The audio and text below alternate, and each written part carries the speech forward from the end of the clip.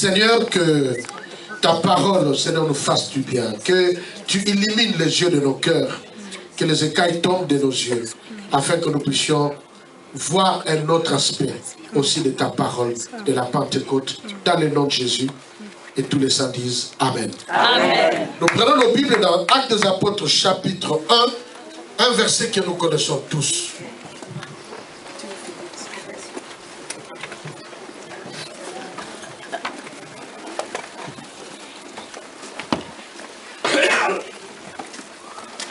Puis-je vous demander de vous lever pour la lecture de la parole de Dieu dans Actes des Apôtres, chapitre 1, le verset 8.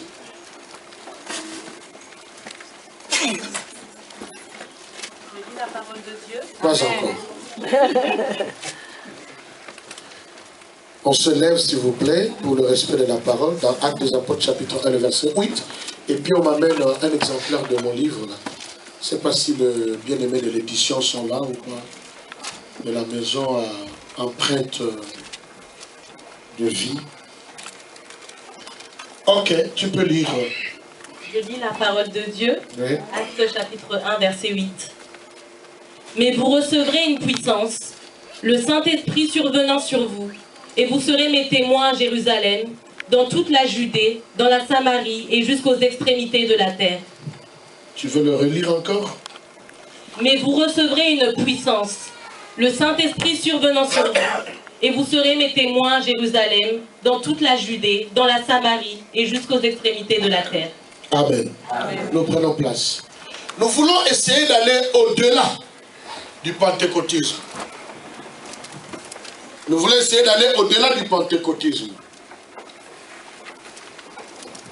Je ne veux pas cet après-midi critiquer, je ne veux pas, je ne peux même pas oser critiquer ou juger ou condamner ou limiter le pentecôtisme. Mais j'ai l'impression que le pentecôtisme qui nous a été présenté jusqu'à aujourd'hui, ou du moins tel que nous l'avons reçu, c'est limite dans le fait de faire une expérience surnaturelle qui pousse les uns aux autres à perdre le contrôle de leur-même, de leur personnalité, excusez-moi cette expression, et c'est limité à parler en langue, prophétiser, faire des miracles, tomber en extase et faire toutes ces choses. Et nous avons justifié, je connais même ceux qui disent que quand tu n'as pas été baptisé dans le Saint-Esprit, si tu es baptisé dans le Saint-Esprit et que tu ne parles pas en langue, c'est que tu n'as pas été baptisé dans le Saint-Esprit. Je leur donne le droit de dire cela, pourvu que chacun puisse défendre ce qu'il dit, à la lumière de la parole de Dieu. Mais j'aimerais dire à l'Église, et d'autant plus important parce que je sais en quel temps nous vivons, j'aimerais dire à l'Église que le Saint-Esprit, le pentecôtisme va au-delà du simple fait d'être baptisé dans le Saint-Esprit et de parler en langue, de prophétiser, d'avoir la capacité de voir le cœur des uns et des autres, de découvrir les sorciers et ainsi de suite. Ça doit aller au-delà de cela. Amen. Surtout que nous vivons dans un temps où le monde, même le monde évangélique, est de plus en plus, tombe de plus en plus dans la confusion doctrinale, dans la confusion théologique, dans toute forme de confusion. Chacun sort son émission et libère sa parole au nom du Saint-Esprit qu'il a visité. Chacun croit à ce qu'il veut au nom d'un certain Saint-Esprit qu'il a visité. Au point que parfois, j'ai dit d'une manière péjorative que le mal de l'Église aujourd'hui, c'est que le Saint-Esprit parle à tout le monde quand il veut comme il veut. Parce qu'à l'époque, la Bible était claire, Dieu ne parlait qu'à Moïse. Et c'était clair. Mais aujourd'hui, tu peux rencontrer le Saint-Esprit à Décanton, tu peux rencontrer le Saint-Esprit à Lidl, tu peux rencontrer le Saint-Esprit pendant que tu allais payer, je ne sais pas moi quoi, dans une caisse. Alors c'est devenu compliqué de contrôler réellement qu'est-ce qui vient du Saint-Esprit et qu'est-ce qui ne vient pas du Saint-Esprit. Mais cela est clair parce que le Saint-Esprit est Dieu. Le problème n'est pas le Saint-Esprit, mais le problème c'est l'homme. La Bible nous dit, Jésus avant son ascension, va dire que vous attendrez à Jérusalem. Le Saint-Esprit viendra. Quand il viendra, il vous donnera une puissance. Cette puissance vous rendra des témoins. Amen. C'est de cela que je veux parler. La puissance que nous avons reçue, c'est la puissance des morts. Je vais vous l'expliquer. La puissance que nous avons reçue, c'est au-delà du fait de parler en langue. C'est au-delà du fait de faire des miracles. Combien de gens n'avons pas nous guéri? Moi, ça fait 22 ans. Ça fait 22 ans ou 23 ans que je prêche sur la place de Paris. J'ai prêché, j'ai vu les aveugles voir. Il y a eu des miracles et des miracles. Est-ce que toutes ces personnes sont encore dans la foi? Est-ce que tous ceux-là qui ont été guéris par mon moyen, ne sont-ils pas tombés malades après? C'est la question que je pose. Lazare qui était ressuscité après 4 jours, est-ce qu'il est encore vivant? Il est mort. L'onction que nous recevons, le pentecôtisme, la Pentecôte, qui n'est même pas une fête nouvelle, c'est une fête des Juifs, parmi les fêtes juives. Prend une connotation particulière ici. La connotation particulière, c'est que Dieu précise que vous recevrez la puissance. Mais cette puissance vous amène à devenir des témoins. Amen. Or, sachant que la Bible n'a pas été écrite en français ni dans ta langue, mais plutôt en grec, le mot utilisé en français, en grec, pour exprimer témoin, ce mot signifie martyr. Amen. Dites après moi martyr. Martyr. Encore une fois martyr. Martyr. Donc si je relis le verset, en respectant cette signification, c'est que la Bible dit, vous recevrez une puissance qui fera de vous des martyrs. Amen. Alléluia. La Bible ne dit pas, la Bible ne dit pas, la Bible ne dit pas, dans Actes des Apôtres, et vous recevrez une puissance, et vous allez devenir, vous allez parler en langue, vous allez prophétiser, vous allez faire ceci. Non, la Bible dit, vous recevrez une puissance, mais cette puissance va faire en sorte que vous deveniez des martyrs. Amen. Pourquoi le Seigneur disait ceci? Le Seigneur le disait parce qu'il savait qu'il faut confier au monde un message qui va bouleverser le monde entier. Parce que dans Actes des Apôtres chapitre 2, le verset 36, il va terminer son discours par une parole qui va bouleverser Israël. Il y a Israël. Que Israël sache que Jésus que vous avez crucifié, Dieu l'a fait Seigneur et Christ. Amen. Vous l'avez crucifié. Vous doutez de lui. Vous l'avez appelé fils de Belzéboul. Vous avez appelé ceci, fantôme et tout ce que vous voulez. Mais je viens vous dire, après avoir reçu l'onction, je viens vous dire que c'est Jésus que vous avez flagellé, frappé, injurié. Vous avez craché sur lui. Vous l'avez crucifié. Dieu l'avait fait Seigneur et il avait fait Christ. Amen. La Bible dit, quand ils ont entendu cette parole, ils eurent le cœur vivement touché. Mais le mot touché ici en grec signifie le cœur était percé. Amen. Le cœur était percé qu'ils ne pouvaient rien faire. Et ils ont dit, que devions-nous faire? Et c'est là que la porte va s'ouvrir pour l'évangile. Le Seigneur savait que la mission qu'il est en train de leur confier les poussera à payer des grands prix dans leur vie. Amen. Je m'arrête d'abord là. Qui vous a dit que quand vous acceptez le Seigneur Jésus, vous êtes exempt de toutes les difficultés, de toutes les épreuves, de toutes les complications de la vie? Je sais, quand j'avais 16 ans, 17 ans, 18 ans, au niveau du campus pour Christ, c'est ce que nous enseignons avec les 4 lois spirituelles. Accepte le Seigneur Jésus. Si tu ne fais pas la paix, tu auras la paix. Si tu ne fais pas la joie, tu auras la joie. Si tu échoues, tu auras la réussite. Et ainsi de suite. C'est ce qu'on a prêché. Première loi. Dieu est amour, il a tout fait, tout amour.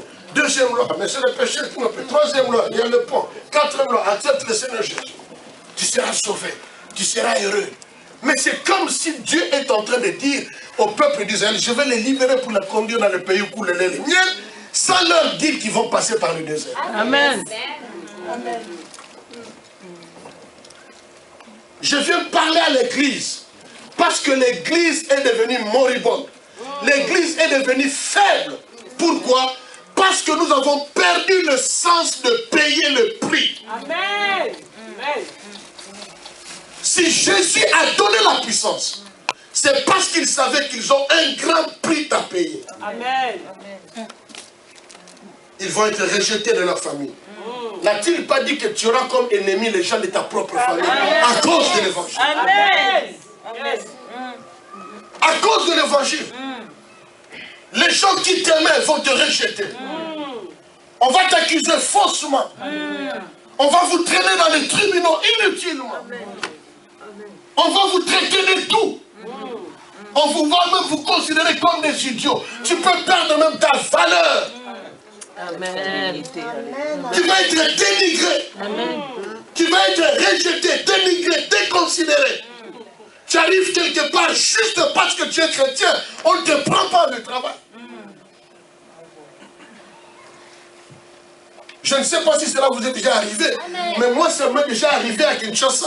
On va évangéliser dans une maison. La maman ne voulait pas. Elle a pris de l'eau après avoir lavé la morue, le poisson salé. Il a pris cette eau-là, allez-moi le boire. On était très jeunes, 16 ans, 17 ans, 18 ans. Rassurez-vous, j'étais très beau et toujours très bien habillé.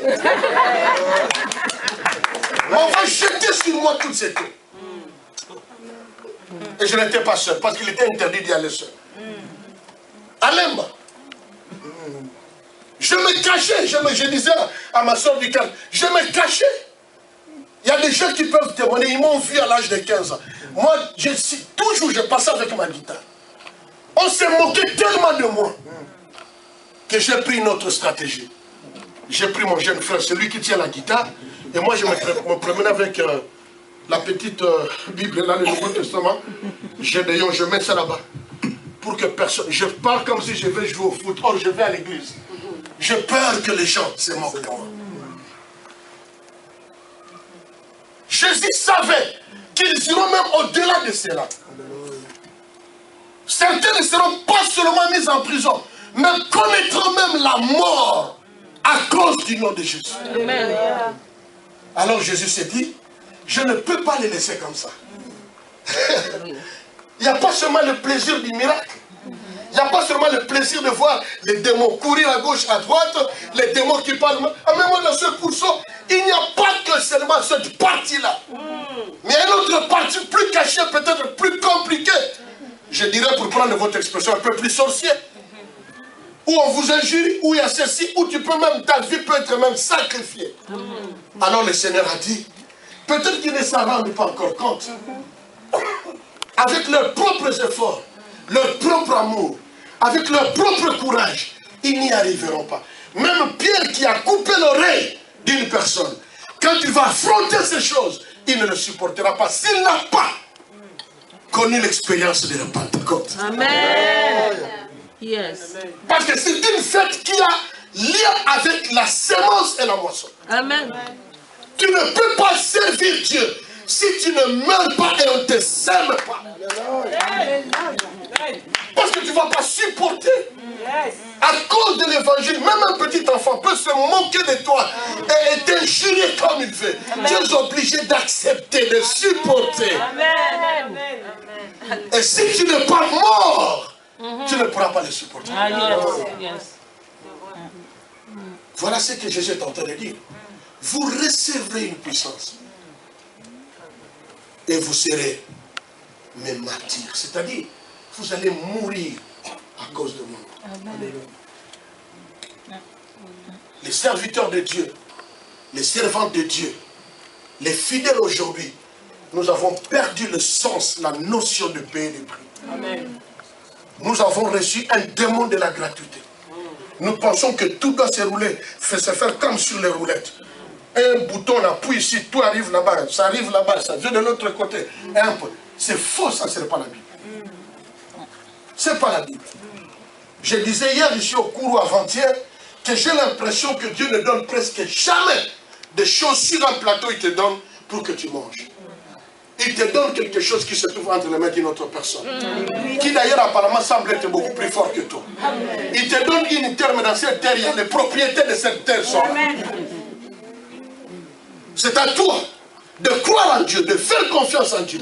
Et d'avoir l'onction qu'il t'a donnée pour aller posséder la terre qui ne t'appartient pas en principe, mais qui devient tienne parce que Dieu te l'a fait tienne.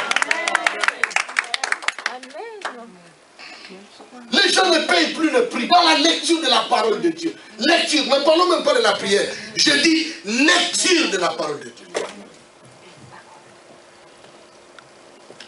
Nous, on était obligés à l'époque. Un jour, je prêchais comme ça. Je prêche. J'aime beaucoup prêcher comme ça. En balançant des versets à gauche, à droite, sans ouvrir la Bible. Et quelqu'un m'a dit, mais cet homme a vraiment l'onction. Après, je lui ai dit, ce n'est pas l'onction. J'ai appris à lire la Bible chaque jour. Et chaque jour, je dois mémoriser un verset.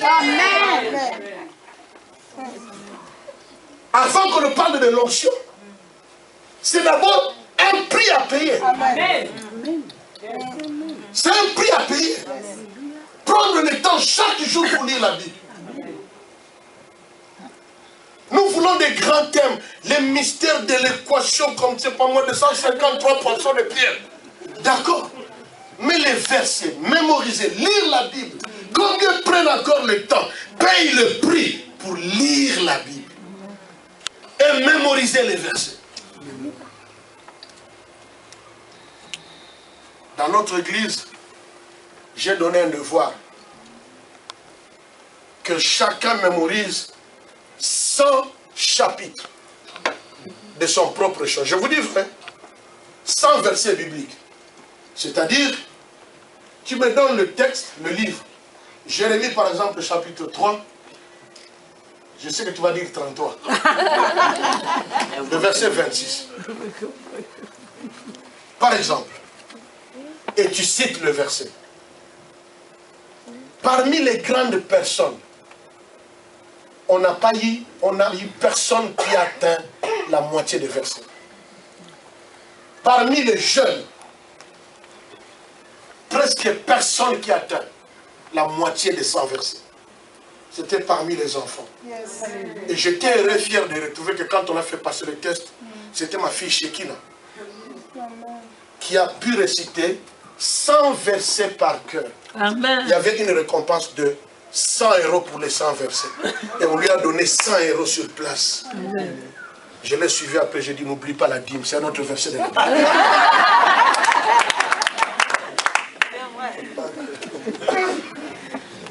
Mais j'ai vu comment ma fille, parce qu'elle, quand elle aime quelque chose, elle s'y investit. Amen. Elle travaille, elle peut manger, elle avait la Bible à côté. Elle s'est investie à réciter 100 versets. Mais allez-y dans les églises aujourd'hui. Écoutez les modérateurs dans les cultes. Vous comprendrez qu'ils récitent des versets qu'ils n'ont jamais lus. Des versets qui n'existent pas. Mais des choses qu'ils ont entendues à gauche, à droite, et des choses qu'on suppose que ça se trouve dans la Bible. Il n'y a plus de chrétiens qui peuvent te dire avec exactitude que tel passage dit ceci dans tel passage. Et quand on a des chrétiens comme ça, ce n'est pas étonnant de voir que n'importe qui passe à l'internet pour raconter n'importe quoi, et vous tous vous croyez. Le problème, ce ne sont pas les pasteurs. Le problème, ce n'est pas le Saint-Esprit. Le problème, vous ne payez pas le prix pour lire la Bible. Yes.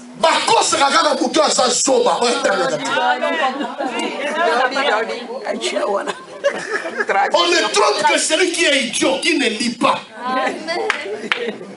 C'est pourquoi Dieu avait raison en disant, mon peuple périt. Il n'a pas dit que mon peuple périt parce qu'il manque des pasteurs, des apôtres. Non, il a dit mon peuple périt parce qu'il manque la connaissance. Pour avoir avoir la connaissance, la Bible dit, faites tous vos efforts pour ajouter à la fois la connaissance.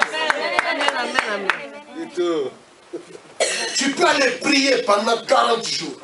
Il y a des choses que tu ne connaîtras jamais. Dieu ne va pas prendre des versets et les versets commencent à sortir de la Bible et puis entre la main et puis non. Tu dois lire. Pour ne parler que de ça. Combien paye le prix encore aujourd'hui dans des prières? Combien parmi nous ont un jour dans la semaine où ils ne font que jeûner? C'est-à-dire se cogner à la maison, le mercredi, nous on ne mange pas. Même si on a des visiteurs, nous leur disons que si vous venez nous visiter le mercredi, alors la visite sera à sec. Combien ont encore des jours de prière? Combien? Il y a des chrétiens qui ne font de programme de jeûne que quand l'église le demande. Qui n'ont de retraite que quand l'église le demande. Mais pour leur propre vie, pour leur propre relation avec le Seigneur, les gens ne trouvent plus le temps, ni de prière, ni de jeûne, ni de retraite. Combien paye le prix pour l'avancement de l'œuvre de Dieu? Je disais aux étudiants, les cours que vous faites, mais il faut vous renseigner auprès d'autres personnes. Ce sont des cours qui coûteraient peut-être 5 000 € ici, 6 000 € là-bas. Ce sont des cours, des études qui coûtent cher. Mais Dieu permet que vous puissiez avoir ces cours. Il faut payer un prix. Et Dieu savait que la mission que je leur donne les poussera à payer des grands prix. C'est pourquoi il va dire, vous recevrez l'onction et vous serez mes témoins. Témoin ici, ce n'est pas seulement le fait d'annoncer à tout le monde que Jésus est Seigneur, mais aussi d'être prêt à mourir à cause de cela. Mais aujourd'hui, les chrétiens, il suffit d'une petite mouche pour qu'ils abandonnent la foi. Il suffit d'un rien pour que tous les versets qu'il a appris tombent dans sa vie comme un château de cartes et renie le Seigneur, renie l'Église, renie la parole et revient même dans le monde. Les chrétiens ne sont plus résistants. Or la Bible va dire, quand le Fils de l'homme viendra, trouvera-t-il la foi sur la terre? Vous pensez que quand le Seigneur le dit, il le dit avec plaisir? Il le dit parce qu'il sait qu'il viendra un temps où il ne sera pas facile pour les hommes de pouvoir garder leur foi. Le combat sera rude. Les attaques seront insupportables. La situation deviendra intenable. Que si tu n'as pas l'onction, la véritable onction de la véritable Pentecôte, tu ne pourras pas résister. La Bible le dit quand la Bible nous parle de signes des temps de la fin. Quand la Bible dit soyez fermes, inébranlables et fermes. La Bible veut tout simplement dire qu'il y a des choses qui arriveront, qui feront que vous puissiez perdre votre fermeté. C'est pourquoi il avertit. Quand la Bible dit c'est lui qui vaincra jusqu'à la fin, c'est lui qui persévérera jusqu'à la fin. Pourquoi la Bible le dit? Parce qu'il y a des gens qui vont abandonner à mi-chemin. Et le Seigneur connaissait toutes ces choses. Il savait de quelle mort Pierre va mourir. Il savait de quelle mort Thomas va mourir. Il savait comment Philippe finira. Il savait comment chacun d'eux finira comment. Il le savait. C'est pourquoi il leur a dit, au-delà de votre amour, au-delà de votre sacrifice, au-delà de tout ce que vous pouvez avoir, la bonne volonté, vous avez besoin d'une onction. Vous avez besoin d'une onction. L'onction que nous avons reçue, ce n'est pas seulement pour parler en langue et prophétiser. Non. Et avoir la capacité de lire le cœur des gens sans savoir lire ton propre cœur.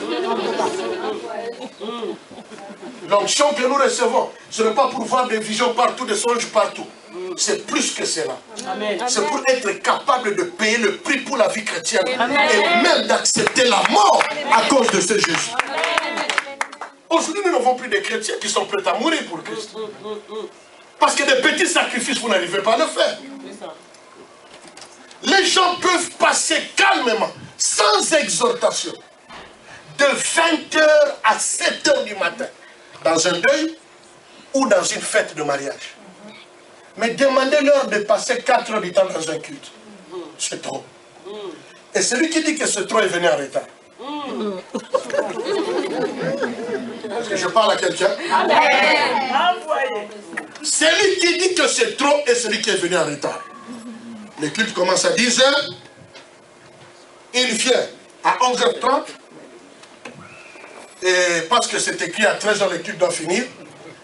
À 13h, il commence déjà à regarder la montre pour dire mais le pasteur traîne trop. Dans cette église, on ne respecte pas l'heure. C'est pourquoi les blancs ne peuvent pas venir dans notre culte. Mais oui, ils ne peuvent pas venir non plus parce que toi aussi tu es trop en retard. Parce que quand tu lui as dit que le culte commence à 10h, lui il arrive à 9h45, toi tu n'es pas là. Et tu arrives à 11h30, très à l'aise, souriante en plus. Yes. Vous recevrez l'onction. Attendez à Jérusalem. Et vous allez devenir des martyrs. Payez le prix. Amen. Si Pierre n'avait pas cette onction, il ne pouvait pas prêcher comme il a prêché. Amen. Parce qu'à un moment, il a dit, jugez vous-même s'il est bon. S'il est bon de vous obéir ou d'obéir à Dieu. Pourquoi? Parce que l'onction qu'il avait reçue était plus puissante que la puissance de la mort en lui. Amen. C'est-à-dire, plus rien ne pouvait l'empêcher de parler de Christ. Amen. Et je suis fier de voir que je peux être dans cette liste-là. Parce que je ne vois plus dans ce monde qu'est-ce qui peut m'empêcher de ne pas parler de Christ. Je ne vois pas. Amen. Amen. Amen. Yes. Amen. C'est au-delà du parler en langue. C'est au-delà de la prophétie. C'est pourquoi j'ai dit, nous allons parler au-delà. Mon terme, c'est au-delà du pentecôtisme qu'on nous a présenté. La prédisposition à mourir pour l'évangile. La prédisposition à sacrifier sa vie, à sacrifier ses intérêts, à sacrifier ses biens pour que l'évangile soit annoncé. Amen. Combien sont encore prêts? On a tous les arguments du monde pour justifier son fainéantisme, pour justifier ses absences, pour justifier le fait ceci. Et quand on veut servir Dieu, on veut absolument avoir un titre. Pasteur, apôtre, bishop, quadribishop, bishop, ainsi de suite. Mais on n'est pas prêt à payer le prix pour cela. Amen. J'ai dit une fois à ma fille, j'ai dit, parce que la première voulait faire la médecine, au lieu d'avoir la note, parce que la note, chez nous, les notes commencent par 1, donc 1, et puis ça, quand tu assistes, tu as échoué. Donc je vais essayer de transcrire ça dans notre conception. Pour avoir une place en médecine, il faut avoir, par exemple, disons, 92%, jusqu'à 92%. Et lui, il a eu 90%.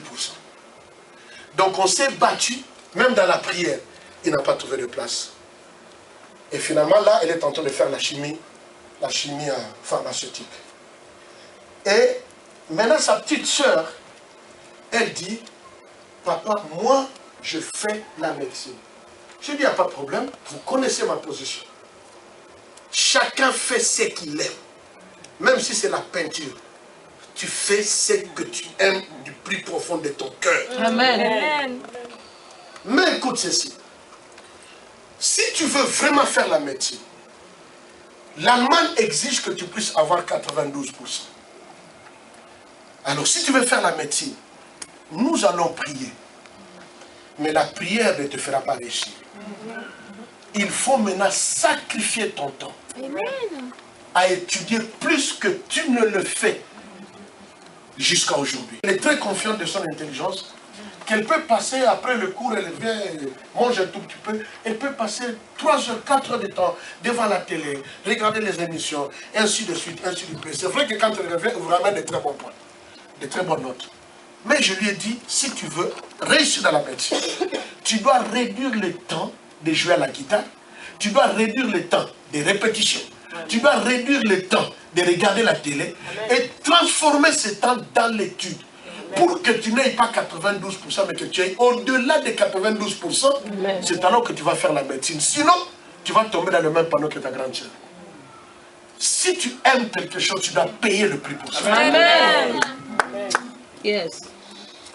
C'est pourquoi aux étudiants, je disais, quand vous allez lire mon livre, vous allez peut-être voir bien, là, il a fait telle formation, telle formation, telle formation, telle formation, et ce n'est pas encore fini. Il faut payer le prix. Dis à quelqu'un, il faut payer le prix. Dites encore à quelqu'un, il faut payer le prix.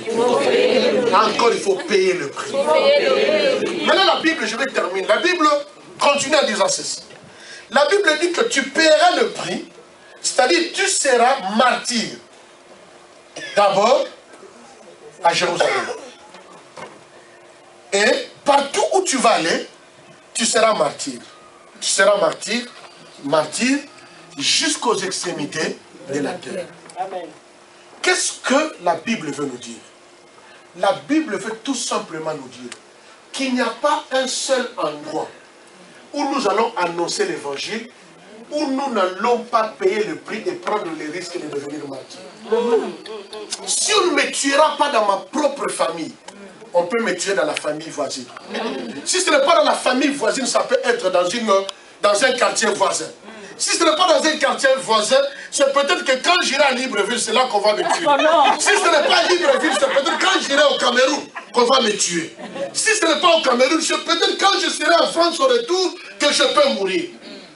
Mais tout ce que tu dois savoir, aussi longtemps que tu marches pour l'évangile, ta vie est exposée dans toutes les formes de danger, partout où tu vas. Amen. C'est pourquoi mon deuxième livre s'intitule 40 coups moins 1.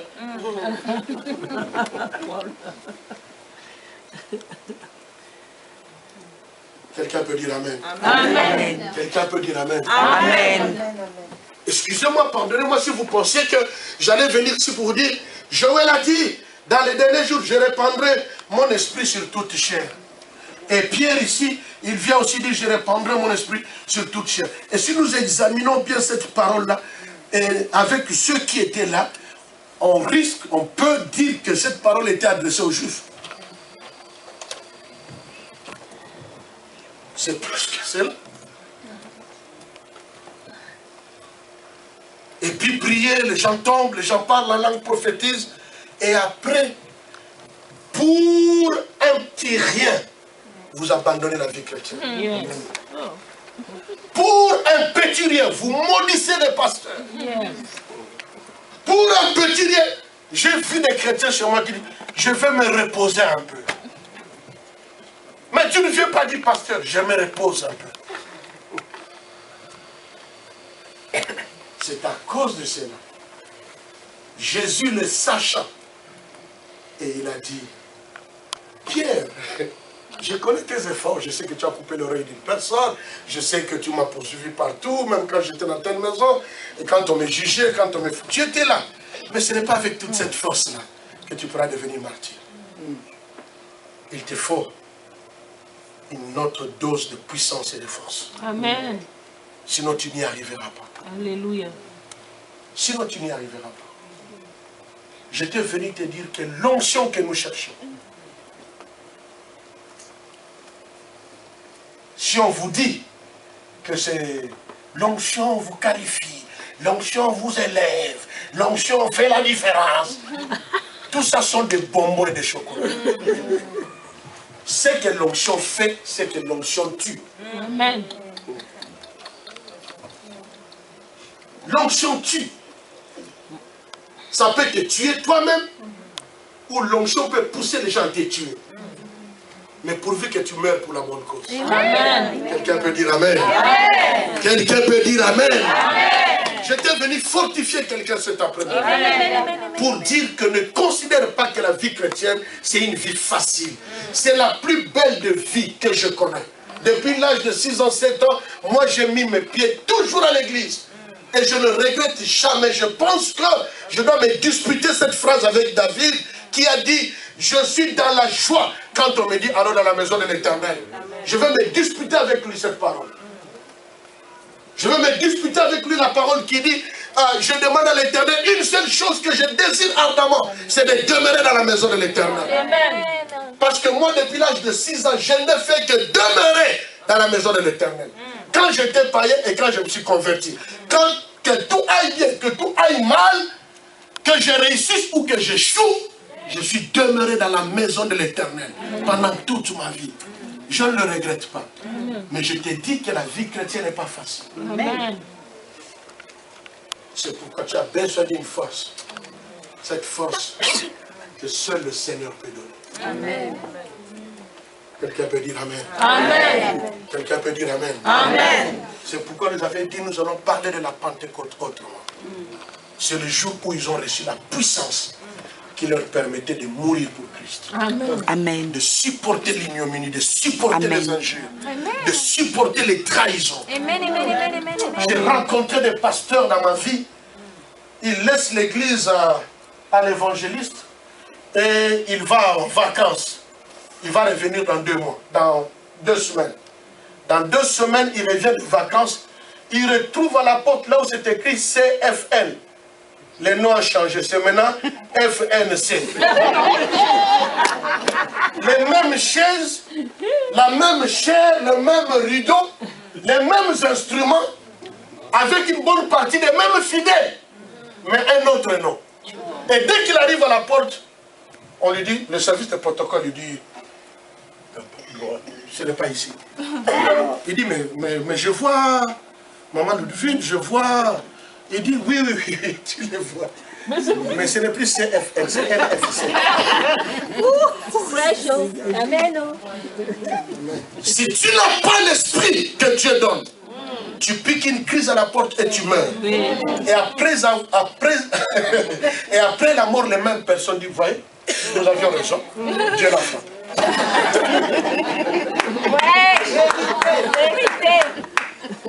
Quelqu'un peut dire Amen. Amen. Quelqu'un peut dire Amen. Amen. Quelqu'un peut dire Amen. Amen. Si tu n'as pas cette puissance, tu ne peux pas supporter. Non. Je disais à quelqu'un pour terminer. Je dis, quand tu penses à tes difficultés dans la vie, dans le ministère, tu te dis que non, que tu souffres trop. Mais si une autre personne ouvre sa bouche pour te dire ce qu'il souffre, il n'arrive pas à la moitié de ce problème. Tu t'agenouilles, tu demandes pardon à Dieu. Seigneur, c'est que moi je ne vis même rien. C'est la vérité. Quand tu l'entends dire ce que lui a connu, tu t'agenouilles, tu dis Seigneur, pardonne-moi. Parce que moi, si c'était ça, j'enlève le costume, c'est la bagarre dans la salle. Et pour que les apôtres ne se mettent pas à se battre à gauche, à droite, à couper les oreilles à gauche, à droite, il a dit, vous avez besoin de la Pentecôte. Amen. Combien sont prêts à recevoir la puissance pour mourir? Amen. Combien sont prêts à recevoir la puissance pour mourir? Est-ce qu'on peut donner à Dieu une offrande d'acclamation? Lève-nous dans la présence de Dieu. Lève-toi dans la présence de Dieu. Les étudiants ont beaucoup entendu parler de ce livre. Je crois que les bien-aimés de l'édition sont là. Hein? Non, de l'édition. L'édition, les empreintes sont là. Les enfants des Cool Songs sont là. Tu viens devant.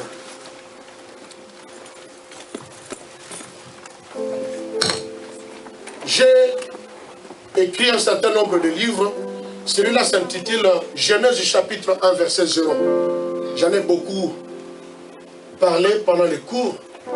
Il parle de comment découvrir ce à quoi tu étais prédestiné pour connaître ta destinée et reconnaître ta vie. J'ai donné quelques petits secrets. C'est vraiment en partie, comme je l'ai écrit, ce n'est pas seulement un fruit de l'intelligence ou un rassemblage de versets, mais c'est une vie, parce qu'il y a une bonne partie, une petite partie même de mon propre témoignage là-dedans. Et c'est l'édition qu'il a écrit, qu'il a imprimé, qu'il a édité et qu'il le vend à 15 €. Voilà les bien-aimés là, tu peux voir. Vous nous ferez beaucoup de joie, beaucoup d'encouragement Si vous achetez ce livre pour que nous puissions continuer à écrire.